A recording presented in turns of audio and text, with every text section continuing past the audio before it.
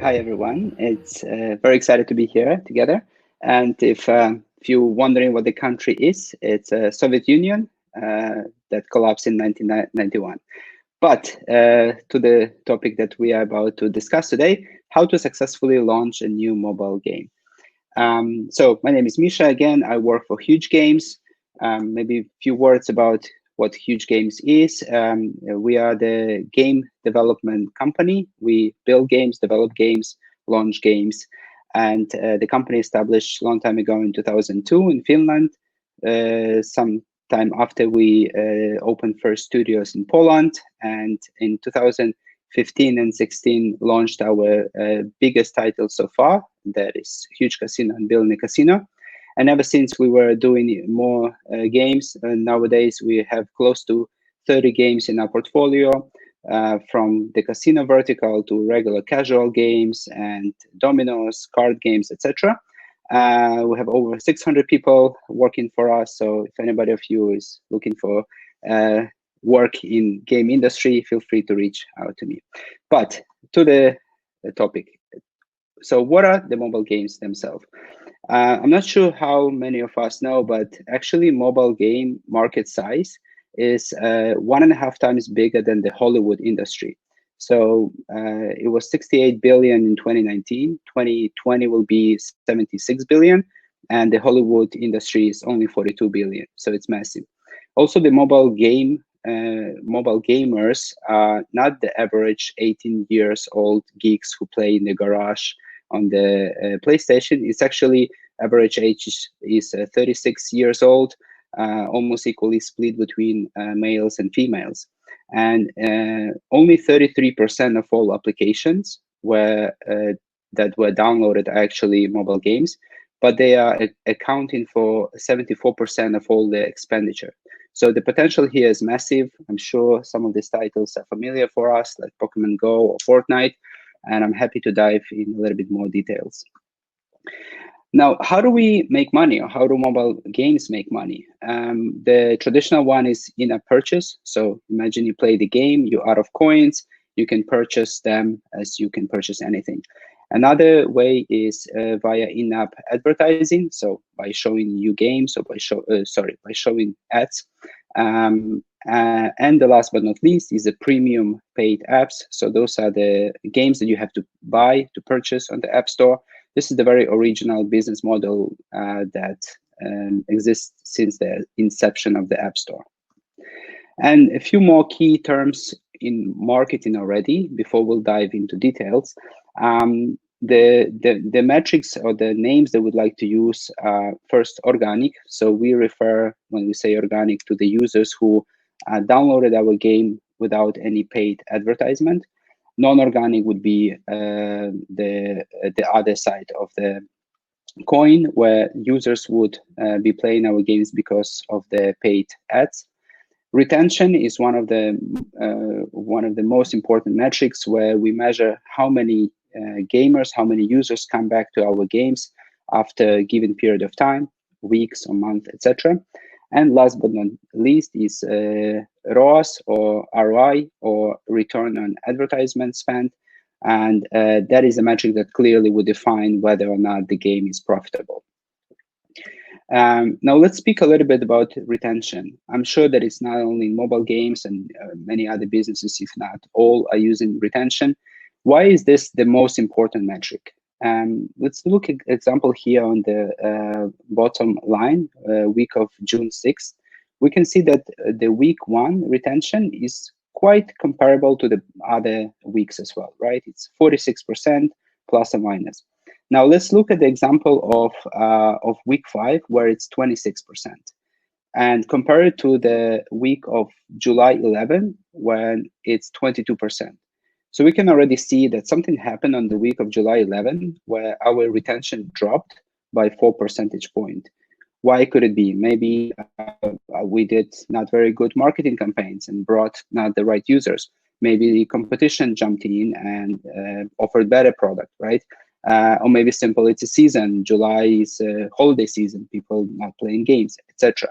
Where ROI could still be profitable, we can see that we already start losing our users. Let's jump into life cycle of the games before we'll go into marketing itself. So usually we start with a prototype. We have an idea, and we would like to work on this idea. After moving to production, where we build the game, we iterate it, so we have already the game itself, we share it with our friends, family, we play, and after we think that the game is great, we go into the marketing stages. So first is soft launch, then global launch, and then there is a success. And now I'm happy to dive into the marketing of the game itself, of how to make it successful. So let's say you have a game. So how do you launch it for success? I picked an example of the game that probably all of us know, Angry Birds. And let's think, how would we actually make this game successful? So we would start with a stage one. Stage one is a technical launch.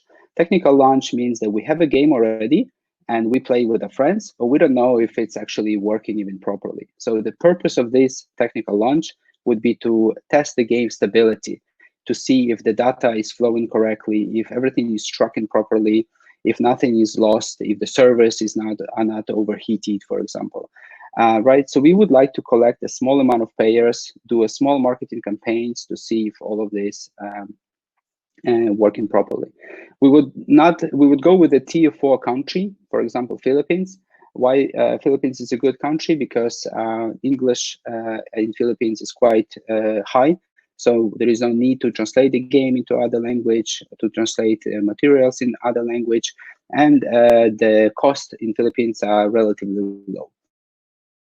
We would only start with one marketing channel. For example, Facebook is a good one to start, and collect users for about 1 to 2 weeks, relatively small amount of users, spend a few $100,000, and then we can say, okay, let's see if the game is working properly. Assuming that this is ticked, and we good to go to the next stage. Next stage is soft launch. This is already bigger things. Here we would already start testing our retention and monetization metrics. We want to make sure that not only the game is great in day 1, day 2, day 7, but also after a month of playing, the game is still great and users enjoy it. So we also would like to see if the users actually bring money, if they pay for currencies, if they maybe watch enough ads, if we as a company can bring our investment back. In this stage, we would like to collect already big amount of users in the country that already is one of our key countries in the future, where we would also enjoy being present in the big scale. As an example, I put here Germany. Germany is a very big country in the mobile game market, not the top 1, not even top 5, but it's in top 10 for sure. The channels I would suggest to go with 1 or 2. As an example, would be here Facebook and or Google Ads. And we would already be measuring not only our retention, but also cost per install and ROI. So let's say we've spent a few months, 1 or 2 months, soft launching our game, measuring retention, monetization, and we see that it meets our KPIs, and we think the game would be a success when we will go global. That's where we move to stage number 3, or global launch. Here we would actually be focusing on already our tier 1 countries. As an example, I put here UK, US, could be even Japan or China, depending on what is your game category. But for Angry Birds specifically, it's actually US and UK, and other geos. We would be measuring all other product KPIs as well, not only retention and revenue. We would go with more marketing channels. We would, and we'll dive into that in a minute. We'll be, after a few months already and spending 6-7 digits of marketing budgets, we can clearly see that our money are coming back, investors are happy, and the game is not crashing, and we can call it a success. One slide, now let's dive into details about a few things we should pay attention on. The first one is the regions and countries differences. Let's look at the slide number left, and we see that the day 1 retention is not that different from different regions. Of course, North America is the highest, but Europe is still very, very close. However, if we look at the day 30 of retention, we can clearly see, maybe I'll use my mouse to show that North America has 3.9 percentage points, whereas LATAM, Middle East, and Europe has between 1.8 to 2 percentage points, which is much lower. So we see that many users are not coming back on the day 30, we're losing them. So we could focus on the countries that are more valuable for us. There is also difference between different OS. So Google Play has so much bigger market share. It's easier to do upgrades. It's cheaper marketing on these devices, but it has a lower retention, lower monetization. Whereas on App Store, we have higher retention, higher monetization, but every other metric is actually less good. There is a less market share. It's harder to update. It's a more expensive inventory. So which one should we choose, right? And there are different market channels. So when majority of us are very familiar with companies like Google, Facebook, TikTok, etc., there are certain companies that are actually very mobile games oriented only in the marketing space. For example, Unity Ads or Iron Source, or even the company like Moloko, which probably not many of us heard of unless we work in the mobile or in the apps ecosystem. And last but not least are creatives. Creatives always play an important role, not only in gaming, but in every other genres. So there are three different kind of creatives categories that I would like to highlight. There is a gameplay creatives where we show the game and that's it. On the right, there is cinematic, where not only we show the game, but we also try to, through some Hollywood style trailer, and attract user attention in this way. And on the left are misleading creatives. So those are creatives that have been popular in the past year and a half, at least, where creatives not necessarily show the game, but just try to catch our attention. And you may see as well this on your mobile news feed or in other games if you play some. So what depends on you as a marketer? You, for sure, media cost and media mix depend on you. You choose where to do marketing, creatives as well, and upper and short-term lower funnel. So what I mean here is day one retention, maybe day two, and of course CTR, IPM, conversion rates, all of the things that you can have a big impact on. But you don't have impact on long-term retention. For example, day 30 retention, on organic performance, on other product KPIs, or total revenue. This is really a product itself. If the game is not good, then no matter how good marketer you are, you're not going to make it work. It should be a good mix of two of these. And that's why many games actually have been killed. So I put here a little link from the article that explains that for one of the biggest gaming company in the world, Supercell, they kill more than 60% of their games, even though they spent years developing them and marketing. And then it turned out that the game is not good. Maybe it's too late for the market. Maybe it's too expensive. Maybe the users don't like it. And we should stop wasting companies' money and just kill the game. It's a good thing we can do for sure. So I hope I didn't bore you guys to death, and we still have 1 minute to go. Thank you very much, and enjoy the rest of the day.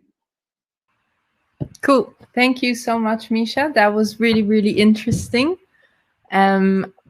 My most connected experience to this is gamification from user research on how gamification works. But yeah, really interesting to see how the whole process of a launch of a game goes, and up to the launch, what happens. So yeah, so far we don't have any questions in the chat. So maybe I'll just use that minute that remains to ask you what your favorite game is, or your favorite game launch story, no matter if it's weird or funny or So my favorite games are the classical match 3 games like Candy Crush or even Angry Birds, what I presented here.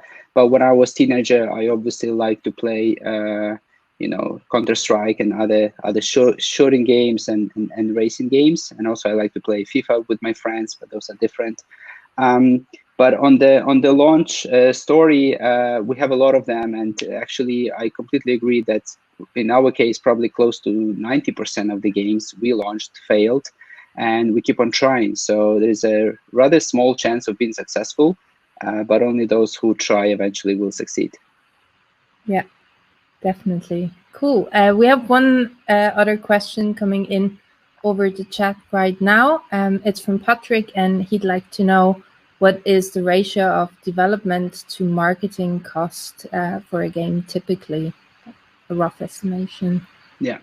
So it depends on the game. There are games that takes years to develop and they cost millions. It really depends on the time that you need to develop games. There are games that are very simple and it takes weeks or months, and therefore they would be, tens of thousands of dollars. But most of the very big games takes years, and it's in millions. And it's even public knowledge. Anybody can go to download Rovio report that makes Angry Birds and see how much money they spend on marketing. It's usually between 30 to 50% of the yearly revenue that goes on marketing of mobile games, just marketing. And then you have all the other expenses, development, etc.